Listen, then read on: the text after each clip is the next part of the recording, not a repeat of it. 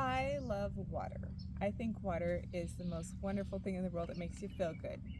So when I wrote my book, Who Am I? A Deep Dive Through Spiritual Wounding by me, Hudson, I decided to kind of use water to describe different perspectives that people have about their spiritual beliefs and about their family culture and stuff like that. So I wanted to introduce you to what those were.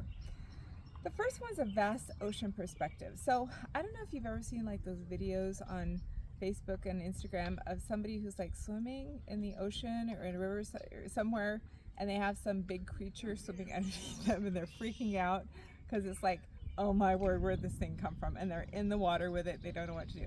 So that's kind of what the vast ocean is. It has like all these different ecosystems. You've got coral, you've got mountain ranges, you've got the deep dark beneath where they have transparent creatures. It's like this massive world where you have all these different living creatures and animals, and they all coexist, and they kind of eat each other along the way, and they find different ways of making things work. There's different kinds of plants, there's different kinds of coral. It's just this whole world that we're kind of scared to fully explore because it's just so big. So the vast ocean perspective is kind of like that. So if somebody grows up in this household, they are exposed to all sorts of different ecosystems, different belief systems. They observe how other people do it. They're okay with it. They're okay with how they do it. They know what they need to do to feel comfortable with themselves, but they all kind of coexist. So that's the vast ocean perspective. That's on page 17 of my book. Page 18 has the flowing river. So how many of you guys like to go camping like by a river? So it's like streaming water.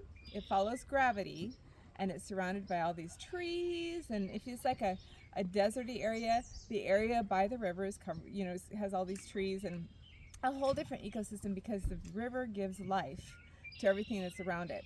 And so gravity for the flowing river perspective is typically something like love. And so a person's going to change course based on where they see love and where they don't see love. And they consistently are willing to change kind of what they believe to make sure that it fits with that core value of whatever it is, and I'm going to say it's love. And that's on page 18. And then the other perspective is called the winter lake perspective. So this pretty scenery, Norman Rockwell, like you're in a cabin up somewhere that's snowy, and there's this lake out front, and it might be covered with snow, and you can go ice skating on it if it's not covered with snow. It's always there. There might be a little trickle of water from somewhere, so it has a little bit of stuff going on. But if you're in the lake, you're kind of sealed in. You're not going to be traveling anywhere. And if you're in the lake, you're going to be looking outside saying, what's out there? That looks terrifying. It must be bad. So let's seal it off with the ice. Let's make sure we're good in here.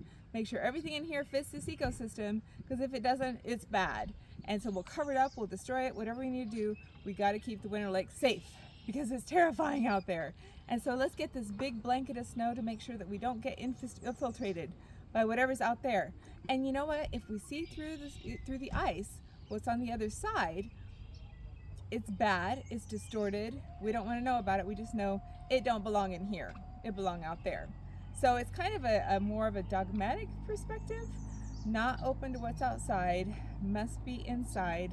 And if there's kind of a lot of judgment for what's outside of what the winter lake is. So those are my three perspectives. And my question to you is, how did you grow up? Did you grow up kind of scared of other perspectives? Did your family change things around when they saw something wasn't right?